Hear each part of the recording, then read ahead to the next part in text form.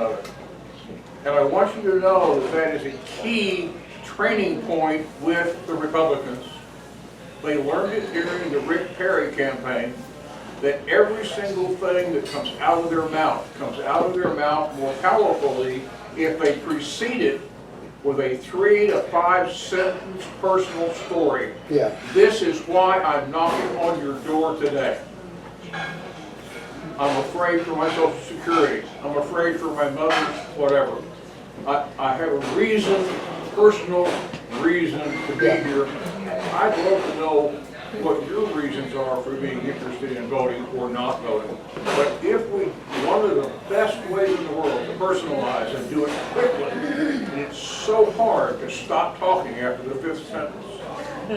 And remember that you're there to listen and not to talk. But that's what they're teaching Republican precinct chairs. Yep. And that's what the precinct chairs are teaching their volunteers.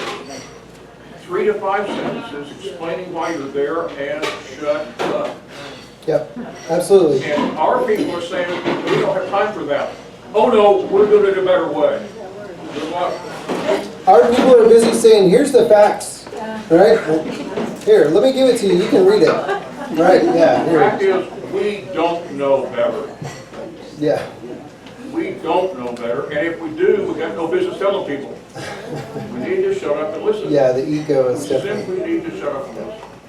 Yep. So, for instance, last weekend I went to Pride Festival in downtown, and I gave away dad hugs. And I heard stories.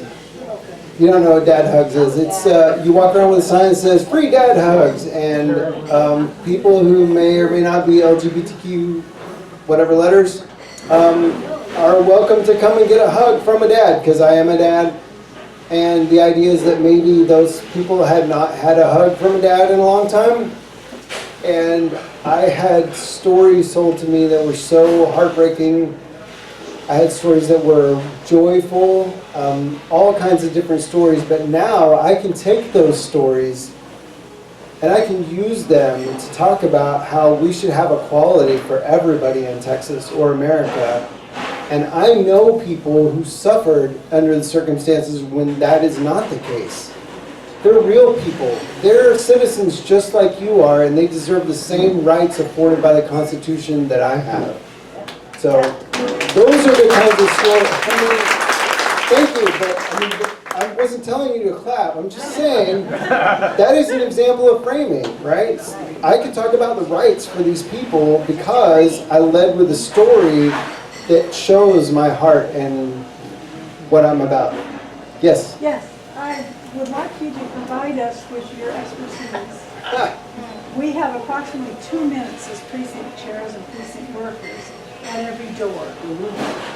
What? I think you have 10 seconds. I don't think you have 2 minutes. You get 10 seconds.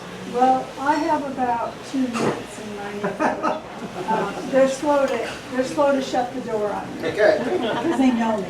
You're nicer. So, okay, what in 2 minutes can I do to, I've got mainly Republicans, but this election, this next coming election, they are starting to wonder whether Okay. they ought to do something else. Right. What can I say in 2 minutes? Okay, this is a great question. So, there are a lot of ways to do this, and my answer is not the right answer. So please don't think that I'm telling you the right answer. But a suggestion that I might have is, a lot of people, including Republicans, say that they approve of Trump, and they agree with what he's doing, and they do in certain circumstances. But also, one of the things that is not highly talked about is how much is the secret Republican disdain or disgust for some of the things that Trump does. So if you go back to the strict father moral code, talk about holding people accountable. I didn't put it in here, but being trustworthy is way high up on the list. If you cannot be a good strict father if you're not trustworthy, right? Truth telling. If you're not telling the truth, if you're not consistent with your application of the laws and things like that, you are not a strict father. Like, you're going to get booted out of that camp, okay? So, one of the things that you can lead with is, hey, we know there's an election coming up. I'm with the Democratic Party. If you say that, some people don't choose to say that. That's okay.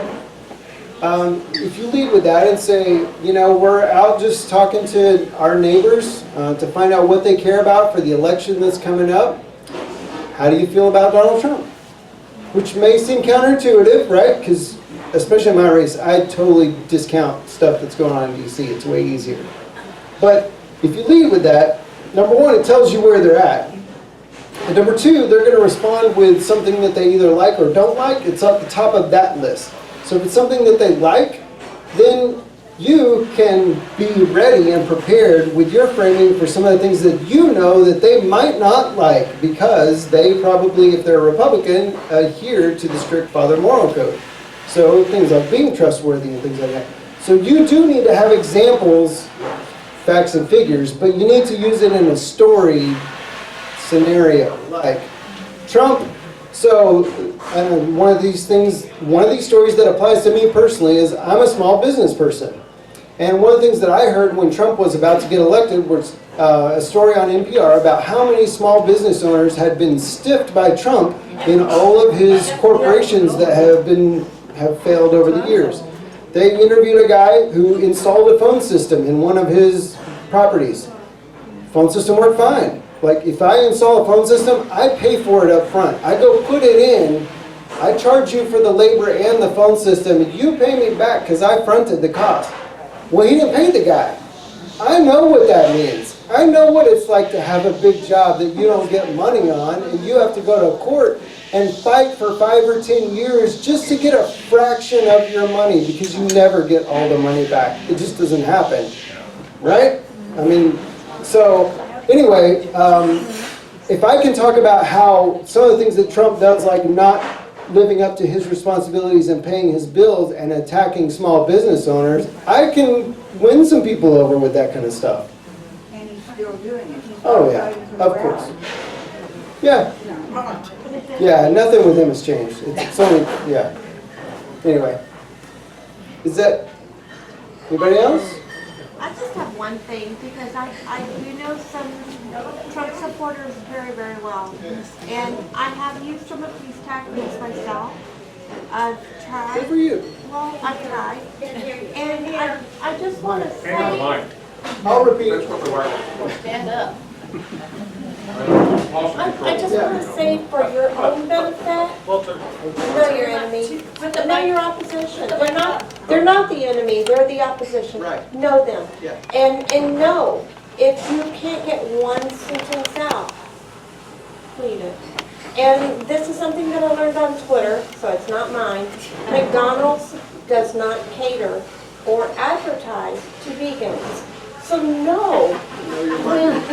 when there is no way. I have tried the personal stories, I've tried the this and the that. And there are some individuals it won't work for. Right. And so for your own personal safety, know when you just need to just walk off. Because there are some like that. Yeah. Good point.